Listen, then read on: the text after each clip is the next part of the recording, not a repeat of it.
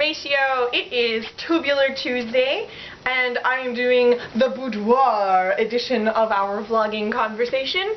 I'm pretty excited about the topic for today's vlog, and the cats are here to join me, or they will be cycling in and out of the view of the camera, I think. I've moved away from using my laptop.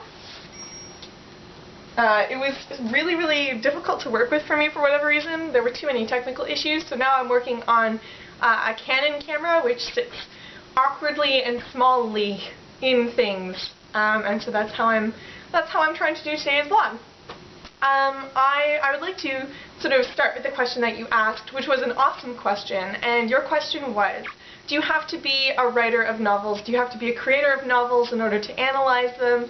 And do you have to be a creator of video games in order to analyze or critique them as well? And so the reason why I find this so fascinating is because I think that narratives have a really key role in our cultural history. We've learned to manipulate language on so many levels, both creative and technical, and we use it all the time. It's almost universal, right? Everybody has a language that gets shared both regionally and globally, and we've learned to communicate on those different veins. So we have blogs and creative messages and text messages and notes and emails, technical writing documents and essays. In all forms we sort of encounter language. And novels, in that sense, take advantage of a creative singular author that puts that natural language to use in a way that we get to enjoy differently.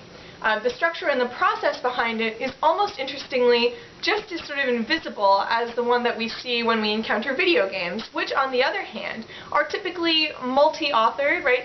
They have more than one author. There's a programmer, there's a graphic artist, there's a conceptual artist, there's diegetic and non-diegetic elements.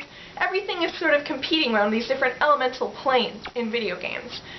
But to the consumer, to the enjoyer, to the reader, if you will, all these things appear rather invisibly. So you can come at analysis from two different angles. You can come at it from a more film-oriented perspective where you look at the structural elements, diegetic elements, and so on. Or you can sort of ingest your media and then figure out how you feel about it and comment on it. So that's sort of my take on the whole, do you need to be a creator of video games in order to analyze them? My answer is no, obviously you do not. And on the other hand, you get a different perspective from looking at the structural elements versus the cohesive artifact, or sort of the final mediated object. And that's my thing. My question to you, which is kind of an interesting segue, I hope, is whether or not you feel as though in order to comment on or critique games, if you yourself need to be a gamer.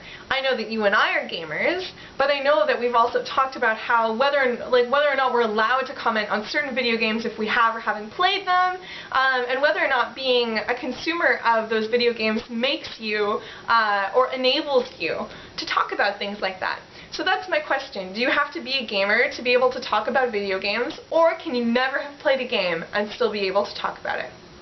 This has been Beantastic Tuesday. I kind of wanted to let Beans do her magical dance for you. I don't know if you can see it. She's so